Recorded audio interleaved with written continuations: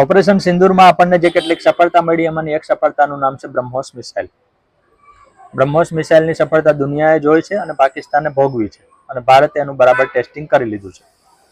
Operation સિંદૂર એ પહેલી એવી લડાઈ છે કે જેમાં બ્રહ્મોસ મિસાઇલનો યુદ્ધમાં ઉપયોગ થયો છે. બાકી બ્રહ્મોસ ભારત વર્ષોથી ટેસ્ટ કરતું આવે છે, કારણ કે આપણે મિસાઇલ તૈયાર કરી લીધું છે, સફળ છે કેમ ખબર પડે? ટેસ્ટિંગથી. તો એનું સમયાંતરે ટેસ્ટ કરતું રહેવું પડે. 1980ના દાયકામાં ભારત અને રશિયાએ મળીને સંયુક્ત રીતે બ્રહ્મોસ મિસાઇલનું ઉત્પાદન શરૂ કર્યું. નામ આપ્યું ભારતની બ્રહ્મપુત્ર નદી અને રશિયાની મોસ્કો નદી ઉપરથી ભાગ્યું કરીને બ્રહ્મોસ. હવે આ મિસાઇલનો કંટ્રોલ ભારત પાસે છે. બ્રહ્મોસ એ દુનિયાનું સૌથી સફળ અને ઝડપી ક્રૂઝ મિસાઇલ છે. ઝડપી એટલું કે એના વિવિધ મોડેલની 3000 થી લઈને 8500 કિલોમીટર પ્રતિ કલાકની ઝડપ છે. એનો મતલબ એમ થાય કે એ મિસાઇલ રવાના થયા પછી એને રોકવું, એને આતરવું, એને ટ્રેક કરવું, એને તોડી પાડવું લગભગ અશક્ય છે. 100 માંથી 99 પ્રયાસમાં તો નિષ્ફળતા મળે. પાકિસ્તાનને તો ખેર બધા પ્રયાસમાં નિષ્ફળતા મળી છે. બ્રહ્મોસની બીજી મહત્વની વિશેષતા એ છે કે સ્વદેશી મિસાઇલ છે. તો ભારતના સ્વદેશીકરણનું પણ, શસ્ત્રોની બાબતે ભારતે સ્વદેશીકરણ કર્યું એનું આ મોટું પ્રતીક છે. કારણ કે આપણે ત્યાં એવી છાપ છે કે ભારત મોટે ભાગે શસ્ત્રો આયાત જ કરે છે. ખોટી નથી, આયાત કરે જ છે. S-400 આપણે રશિયા પાસેથી આયાત કર્યા છે, રફાલ આપણે આયાત કર્યા જ છે, કારણ કે દરેક વસ્તુ તમે બનાવી ન શકો. પણ આપણે ત્યાં બનતી સામગ્રી બીજા દેશો પણ ખરીદે એવી સ્થિતિ આવી ગઈ છે, અને એનું સૌથી મોટું ઉદાહરણ બ્રહ્મોસ છે. ફિલિપાઇન્સે ઓલરેડી બ્રહ્મોસ ખરીદી લીધા છે. ભારતે એને 3 બેટરીના જથ્થો એટલે કે 36 મિસાઇલો અને એના લોન્ચર મોકલી આપ્યા છે. એ પછી બીજા 2 દેશો બ્રહ્મોસ ખરીદવા માટે તૈયાર છે. એમાં બ્રહ્મદેશ છે, વિયેટનામ છે. એ પછી બીજા 14 દેશો, સાઉદી અરબ સહિતના 14 દેશો બ્રહ્મોસ ખરીદવા માટે વાટાઘાટો કરે છે. તો અમેરિકા, રશિયા, ઇઝરાયલ, ફ્રાન્સ એ શસ્ત્રના નિકાસકાર તરીકે જાણીતા છે. બ્રહ્મોસને કારણે ભારતે શસ્ત્રના નિકાસમાં બહુ મોટી સફળતા મેળવવાની શરૂઆત કરી દીધી છે. બ્રહ્મોસ અમેરિકાને ન ગમે એનું મોટું કારણ એ છે કે એના જે મિસાઇલ માર્કેટ છે એમાં પણ બ્રહ્મોસે છેદ પાડ્યો છે મોટો. આપણને જે સામાન્ય મિસાઇલ દેખાય એમાં સફળતાને હીરામોતી ટાંકેલા છે. કેવા હીરામોતી છે કે એક તો એ ત્રણેય સેના પાસે છે.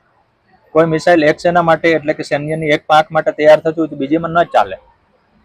પણ વાયુસેના માટે છે, નૌકાદળ માટે છે, ભૂમિદળ માટે પણ છે. આપણને જાણીને ગૌરવ થશે કે ભારતે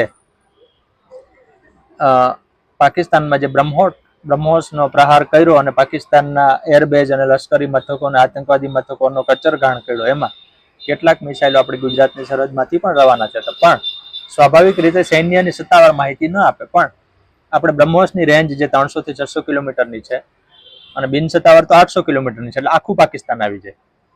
એ રેન્જને આમ આંકીએ તો ક્યાંથી રવાના થયું હોય આપણને ખબર પડી આવે. પણ ખેર ગમે ત્યાંથી રવાના થયું હોય, આપણે કઈ બ્રહ્મોસ ઓપરેટ કરવાનું નથી. આપણે ખાલી એ વાતનું ગૌરવ લેવાનું છે કે બ્રહ્મોસે કઈ રીતે પાકિસ્તાનમાં ભૂકા બોલાવી. વાયુસેના પાસે પણ છે. વાયુસેના પાસે તો 2 વર્ઝન છે, એટલે કુલ 3 પ્રકાર, એટલે કે ભૂમિદળ પાસે, નૌકાદળ પાસે અને વાયુસેના પાસે. એમાં વાયુસેના વળી પાસે બ્રહ્મોસના 2 પ્રકાર છે. એક પ્રકાર એવો છે કે જે હવામાંથી હવામાં, એટલે એર ટુ એર, એટલે સુખોઈમાંથી રવાના થાય ને સામે પાકિસ્તાનનું કોઈ પણ ફાઇટર આવતું હોય એને તોડી પાડે. ઇનફેક્ટ ઓપરેશન સિંદરમાં પાકિસ્તાનના 2 ફાઇટર વિમાનો તૂટી પડ્યા છે. પાકિસ્તાન એ વાતને સ્વીકાર કરે ત્યારે ખરું. બીજું એર ટુ સરફેસ, એટલે હવામાંથી જમીનમાં. તો આપણા સુખોઈ વિમાનોએ પાકિસ્તાનના કેટલાય આતંકવાદી મથકોને તોડ્યા છે, બ્રહ્મોસથી તોડ્યા છે.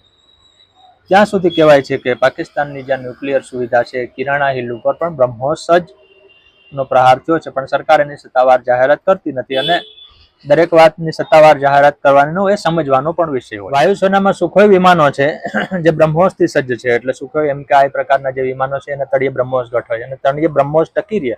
એટલે આપણને નાનું લાગે પણ મિસાઇલ મોટું છે. એના માટે ખાસ વ્યવસ્થા કરી છે રશિયાની મદદથી, કારણ કે રશિયાના મૂળ સુખોઈ વિમાનો રશિયાના છે. એમાં બીજો એંગલ એ સમજવા જેવો છે કે ભારતીય સૈન્યની 3 પાંખોને સૌથી વધુ માફક આવતા હોય તો રશિયન શસ્ત્રો છે, ભલે જૂના હોય. ઓપરેશન સિંદૂર વખતે પણ એર ડિફેન્સમાં જે કામગીરી છે એમાં કેટલાક મિસાઇલો માટે સંરક્ષણની પ્રેસ કોન્ફરન્સમાં શબ્દ વપરાયો હતો, અવર ક્લાસિક વેપન્સ.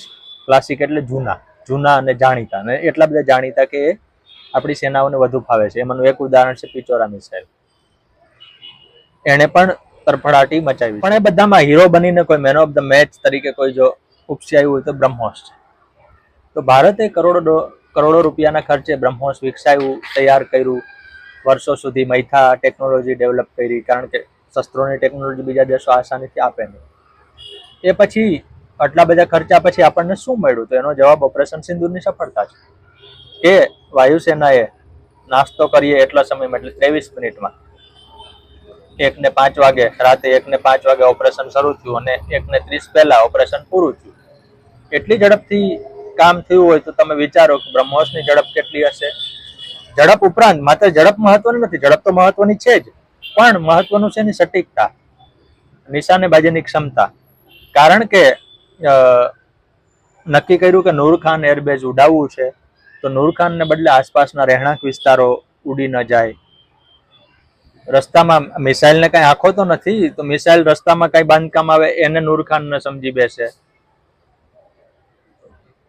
જે ટાર્ગેટ નક્કી કર્યો છે એને બદલે હવામાં ન વિસ્ફોટ થાય. આપણું જ કોઈ વિમાન કે આપણું જ કોઈ મથક તોડી ન પડે. આવા કેટલા બધા મુદ્દાઓ ધ્યાનમાં રાખવાના. એ બધા પાર કર્યા પછી પણ બ્રહ્મોસે જ્યાં ટાર્ગેટ હિટ કરવાના હતા એ કર્યા. અને ભારતની જ દુનિયાભરના ઉપગ્રહોએ જે તસવીરો લીધી એમાં દેખાય કે પહેલા ચકલાલા એરબેઝ નો રનવે કેવો હતો, પહેલા સરગોધા એરબેઝ નું રનવે અને આસપાસના બાંધકામો કેવા હતા, અને ભારતે એને કઈ રીતે ધ્વસ્ત કર્યા.